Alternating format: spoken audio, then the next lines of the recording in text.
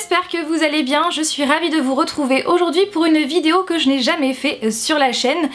Et bon, bien sûr, j'ai déjà parlé de films sur la chaîne, mais jamais de cette façon-là. Je vous explique. En l'espace de quelques mois, bon bien évidemment j'ai vu plein de films, mais j'ai vu 2 films parmi ceux que j'ai vus qui avaient le même thème. Et donc je me suis dit, tiens, pourquoi pas faire une vidéo qui s'intitulerait 2 films / un thème. Tout simplement, et du coup je ferai cette vidéo comme ça de temps en temps dès que j'aurai vu 2 films qui ont exactement le même thème. Et aujourd'hui le thème de ces 2 films c'est la boucle temporelle, donc autrement dit où les protagonistes vivent des journées sans lendemain, donc ils vivent toujours la même journée sans arrêt, sans arrêt. Bien évidemment les films que je vais vous présenter ne sont pas du tout à la base de ce style de film, puisque les films qui manipulent le temps, qui mettent leurs personnages dans des boucles temporelles existent depuis bien longtemps. Il y a eu notamment Un jour sans fin de Harold Ramis avec Bill Murray qui est sorti en 93, donc mon année de naissance, donc c'était il y a 25 ans. Et il y a eu donc notamment Source Code Duncan Jones avec Jack Gyllenhaal en 2011 et également Edge of Tomorrow de Doug Liman avec Tom Cruise qui est sorti en 2014, et bien évidemment il y en a eu plein d'autres. Donc c'est pour vous dire que les 2 films que je vais vous présenter ne sont pas du tout à la base de ce style de film. Le premier film que je vais vous présenter, il s'agit de Happy Birthday qui est sorti le 15 novembre dernier par Christopher Landon. Et il y a donc Jessica Rothe, Israel Broussard, Ruby Moddin, je ne sais pas comment ça se prononce, etc. Donc plein d'acteurs que je ne connaissais pas. Et c'est un mélange de épouvante, horreur / thriller, même si je ne suis pas vraiment d'accord avec ce type de genre, mais je vais vous en reparler juste après, enfin je suis plutôt à moitié d'accord. Donc l'histoire, eh bien c'est l'histoire de Tree qui est prisonnière d'une boucle temporelle. C'est une étudiante qui va vivre sans arrêt le jour de son meurtre. Mais qui lui en veut à ce point-là, au point de la tuer? Et bien ça, c'est ce qu'elle va essayer de découvrir au fil de ses journées. Et mon avis, c'est que j'ai trouvé le film très sympa.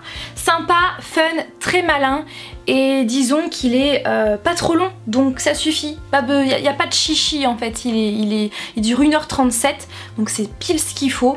On ne s'ennuie pas, et à la fois voilà, c'est ni trop long ni trop court. On se laisse vraiment entraîner dans les journées sans lendemain de Tree, et au fur et à mesure où on avance dans ces journées, on voit vraiment son évolution, et ça c'est vraiment ce que j'ai apprécié. Et puis j'ai envie de dire que c'est le but vraiment de ce genre de film là où les personnages sont bloqués dans des boucles temporelles. Le but c'est que justement ils prennent conscience de certaines choses, qu'ils évoluent, et donc dans ce film c'est également le cas. Tree, on la voit vraiment évoluer dans le bon sens. Le casting, je trouve qu'il a été très bien choisi, et l'actrice principale qui est Jessica Rothe joue avec brio le rôle de Tree. Vraiment. Est-ce que c'est répétitif?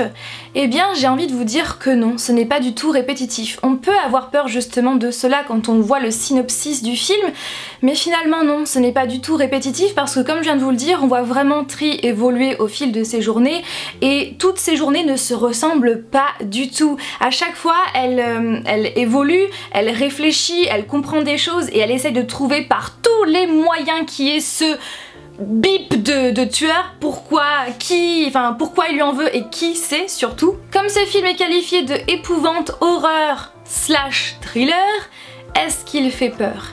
Eh bien tout dépend du niveau de sensibilité, je reviens toujours à cela parce que ça dépend de votre sensibilité.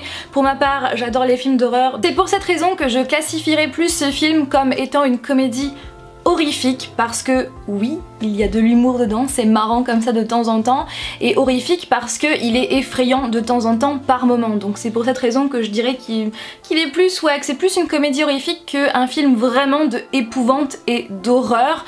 Vous allez peut-être sursauter, parce que oui, moi j'ai sursauté une fois, mais moi ça ne me dérange pas. Bien sûr il y a du suspense, donc peut-être que vous allez frissonner par moment, mais c'est vraiment très léger, et c'est pas du tout un film d'horreur trash, enfin du moins pas dans mes souvenirs. Et en termes de sang, il n'y a pas des giclées de sang en veux-tu en voilà, c'est très léger, j'ai envie de dire. Ce film nous fait vraiment des clins d'œil au slasher classique. Alors slasher, c'est un film où une personne tue à l'arme blanche un groupe de personnes, souvent assez jeunes, et là c'est vraiment un slasher, puisque pour le coup Tree est sans cesse tué par une personne qui l'a tue à l'arme blanche.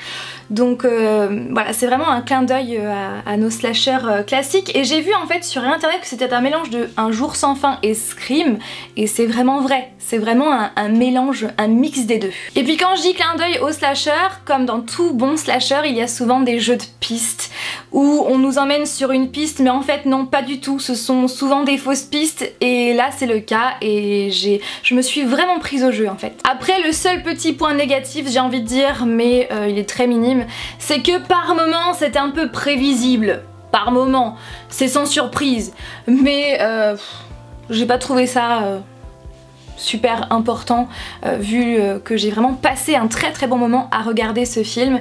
Et la fin, je trouve que la fin est juste géniale. Au départ je me suis dit non, ça va s'arrêter sur une note que j'aime pas, et au final il y a eu un twist final qui était vraiment au top, auquel je ne m'y attendais pas, enfin plutôt auquel je m'y attendais sans vraiment m'y attendre, parce que je me doutais de quelque chose, mais en fait bref, je ne vous en dis pas plus parce que si vous avez envie de le voir, j'ai pas envie de vous spoiler. Et verdict, eh bien j'ai adoré ce film et je donnerai la note de 4 sur 5, vraiment. Peut-être même 4,5 sur 5, parce que ouais, il était à la limite de faire partie de mon top 10 des films que j'ai vraiment surkiffé en 2011. Après bien sûr ce n'est pas le film du siècle, mais je le re-regarderai sans hésiter.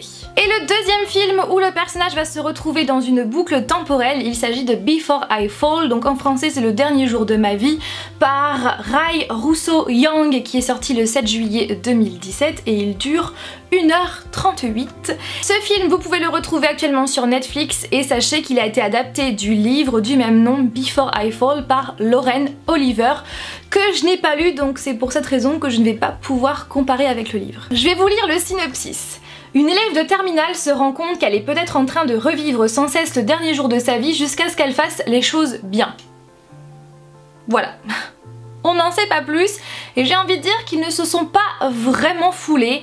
Je vais vous donner mon résumé à moi. C'est l'histoire de Sam, une jeune lycéenne qui est très populaire. Elle fait partie d'un groupe de 4 filles, donc c'est elle la 4e, et elles sont très populaires et très garces envers les autres.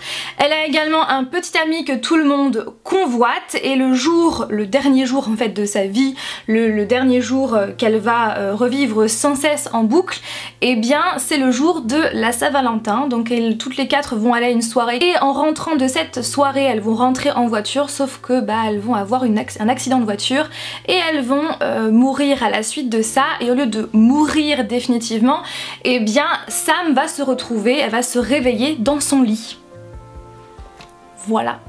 Et au départ, bien évidemment, comme dans Happy Birthday, comme avec Tree, eh bien Sam ne va pas comprendre ce qui lui arrive. Est-ce que c'est un rêve? Est-ce que c'est... Voilà.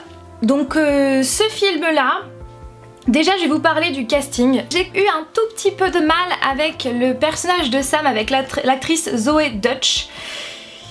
J'ai eu un petit peu de mal parce qu'au départ je la trouvais un petit peu trop calme, un peu trop lisse.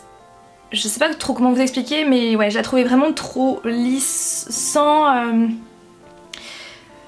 J'ai eu du mal en fait à m'attacher à ce personnage-là. Après, au niveau de la seconde partie, ça commençait à aller un petit peu mieux, mais c'est vrai que j'ai eu beaucoup de mal à m'attacher à ce personnage-là, et avec d'ailleurs tous les autres personnages. Alors ce que j'ai aimé, c'est que ce film est très touchant. Vraiment, il nous fait réfléchir.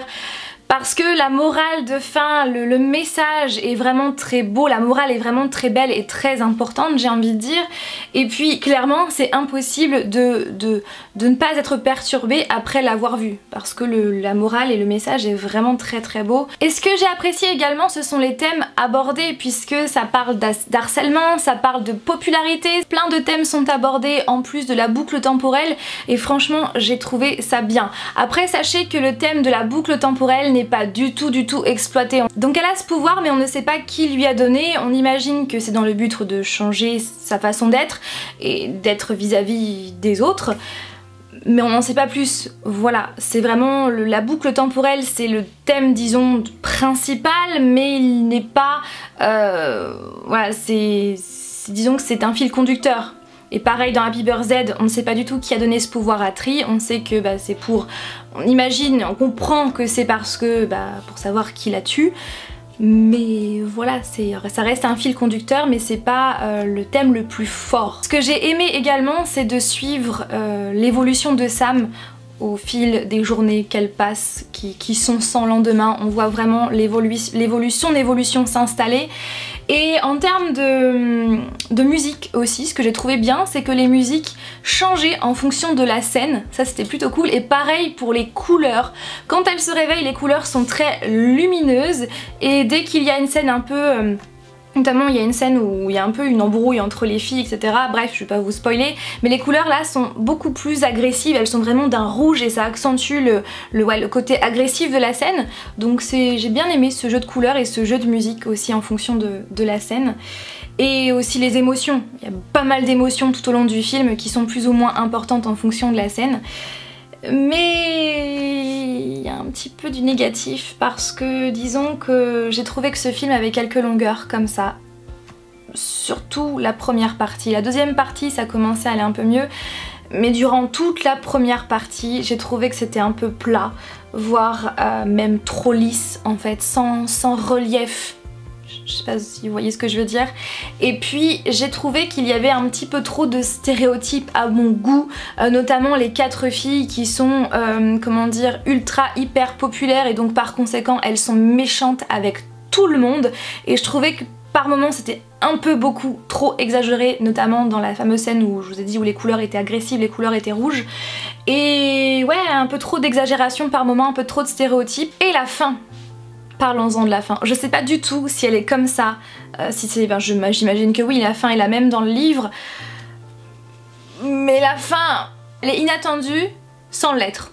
Parce que la fin m'a pas vraiment surprise, mais c'est comment elle a été faite. Et pour moi, il manque quelque chose. Il manque quelque chose et j'imagine que si c'est comme ça aussi dans le livre, pour moi il manque un chapitre. La suite, il me faut la suite quoi, voilà, il me faudrait la suite, donc c'est vrai que la fin je l'ai trouvée inattendue sans l'être et ça m'a laissé un goût de...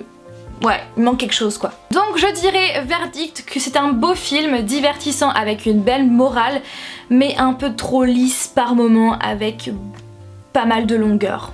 Voilà, donc je lui donnerai un 3 sur 5. C'est pas mal quand même un 3 sur 5. J'espère que cette vidéo vous a plu.